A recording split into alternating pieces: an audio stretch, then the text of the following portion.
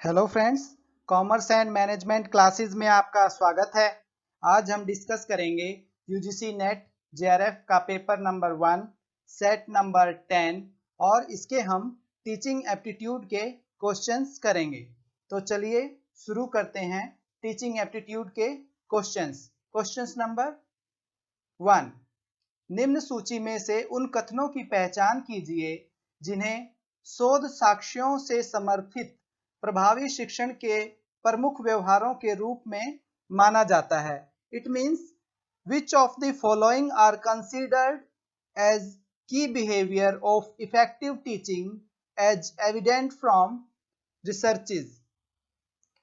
Answer options हैं A संरचना देना, जिसे आगे क्या कहा जाना है के विषय में व्यवस्था देने हेतु टिप्पणी दी जाती है, यानी structuring through comments made for organising what is to come. Second B प्रक्रिया एवं विषय वस्तु आधारित प्रश्न पूछना, यानी आस्किंग प्रोसेस और कंटेंट बेस्ड क्वेश्चंस। थर्ड है सी शिक्षक की प्रस्तुति किस सीमा तक असंदिग्ध है, इससे संबंधित स्पष्टता, यानी lesson clarity implying the extent to which teacher's presentation is clear to the class।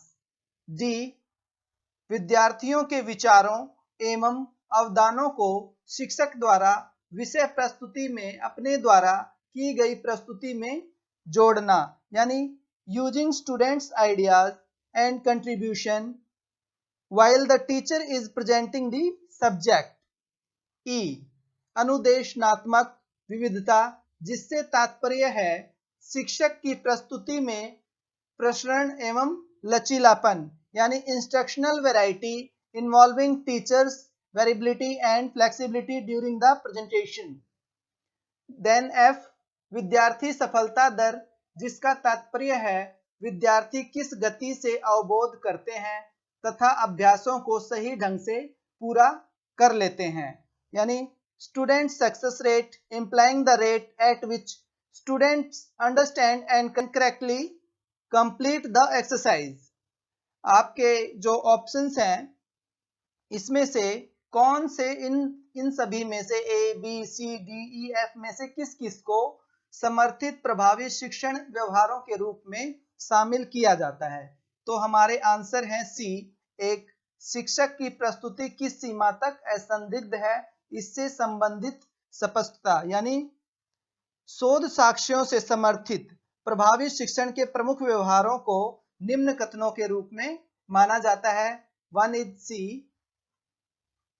Second अनुदेशनात्मक विविधता, जिससे तात्पर्य है शिक्षक की प्रस्तुति में प्रसरण एवं लचीलापन, यानी flexibility and variability. E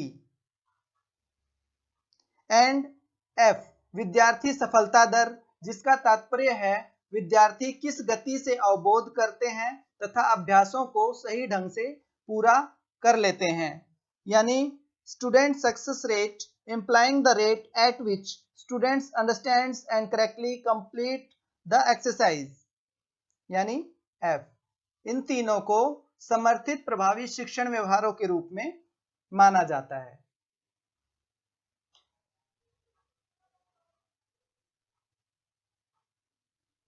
question number 2, नीचे विभिन्न शिक्षण अधिगम संदर्भों में प्रयुक्त निर्माणात्मक तथा संकलनात्मक मूल्यांकन प्रक्रियाओं के लक्षणात्मक विशेषताएं दी गई हैं। जैसे ए इसका उपयोग अधिगम मानकों के निर्धारण में किया जाता है। बी इसका उपयोग क्षमता तथा गुणवत्ता में सुधार के लिए किया जाता है।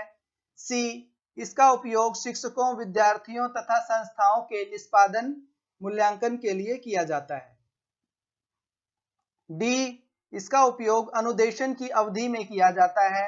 ई मूल्यांकन अपनी प्रकृति में औपचारिक तथा अनुदेशनोपरांत घटित होता है।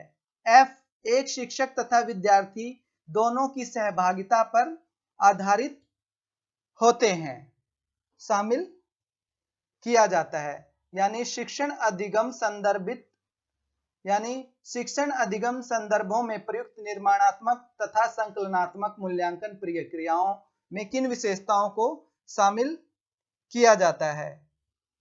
आंसर है हमारा बी, इसका उपयोग क्षमता तथा गुणवत्ता में सुधार के लिए किया जाता है। It means it is used for improvement of capacity and quality, यानी बी।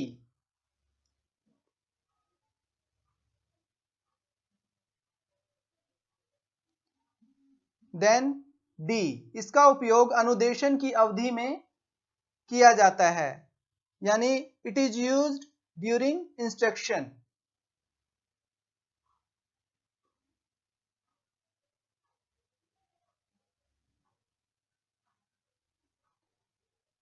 एंड एफ, एक शिक्षक तथा विद्यार्थी दोनों की सहभागिता पर आधारित है। डी और एफ तीनों को, यानी शिक्षण अधिगम संदर्भों में प्रयुक्त निर्माणात्मक तथा संकलनात्मक मूल्यांकन प्रक्रियाओं की लक्षणात्मक विशेषताओं में शामिल किया जाता है।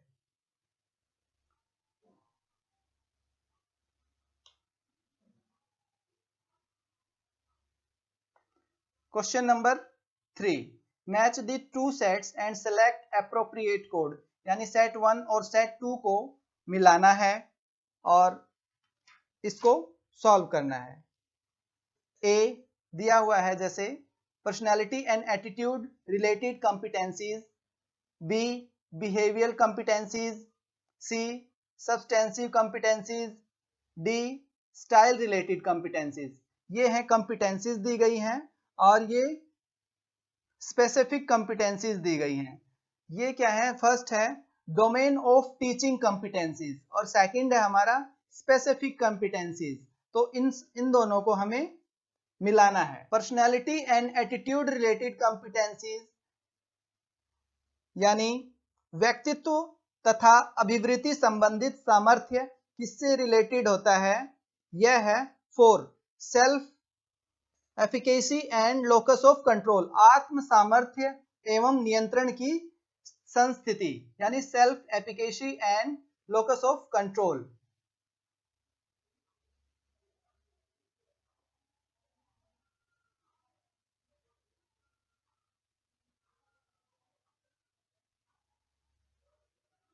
B behavioural competencies, behavioural competencies यानी व्यवहार परक सामर्थ्य।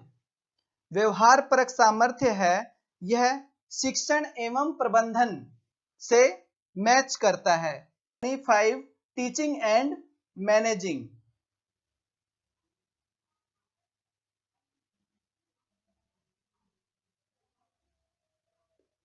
देन सी सब्सटेंसिव कॉम्पिटेंसीज, यह है विषय परक सामर्थ्य, सब्जेक्टिव यानी विषय परक सामर्थ्य। यह किससे मैच करता है?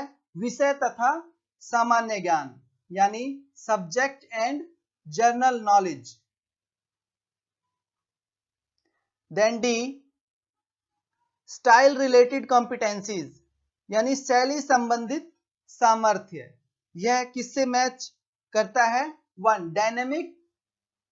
डायनेमिज्म एंड फ्लेक्सिबिलिटी, यानी गतिकता और नम्यता।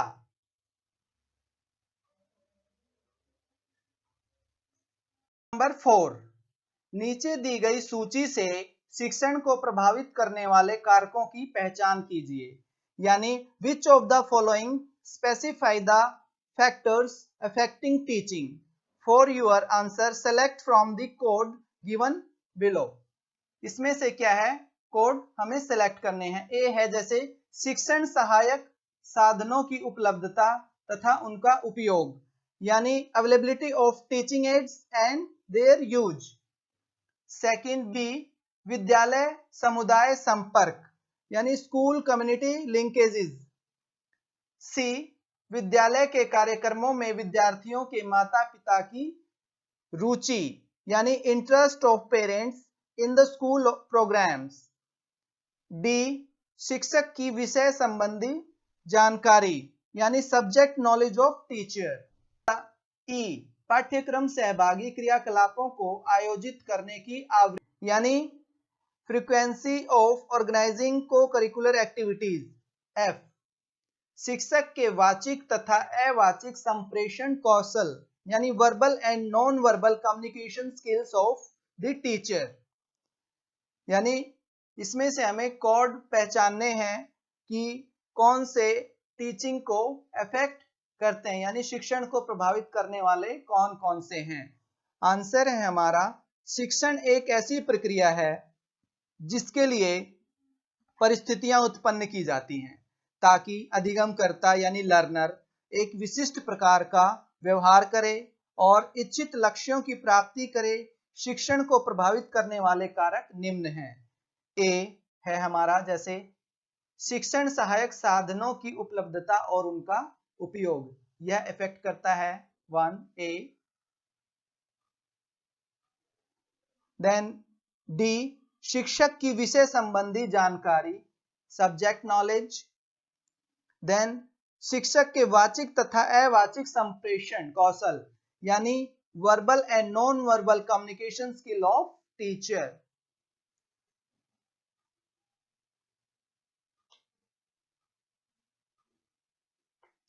क्वेश्चन नंबर 5, शिक्षण अधिगम व्यवस्था की किस प्रकारता में समीक्षात्मक तथा सृजनात्मक आदान प्रदान की अधिक गुंजाइश है, यानी in which of the modalities of teaching learning arrangement there is more scope for critical and creative interchange, यानी किसमें समीक्षात्मक तथा सृजनात्मक आदान प्रदान की इनमें से किसमें सबसे अधिक गुंजाइश है।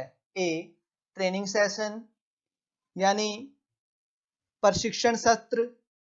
Second B, conditioning and promote sensitivity यानी सूक्ष्म ग्रहिता प्रोत्साहन हेतु अनुबंधन। C, instructional presentation involving scope for information processing यानी सूचना प्रक्रमण की गुंजाइश रखने वाली अनुदेशनात्मक प्रस्तुतियां। Logic presentations involving teachers, students and content यानी विद्यार्थी, शिक्षक एवं विषय वस्तु तीनों को समाहित करने वाला संवाद परक प्रस्तुतियां।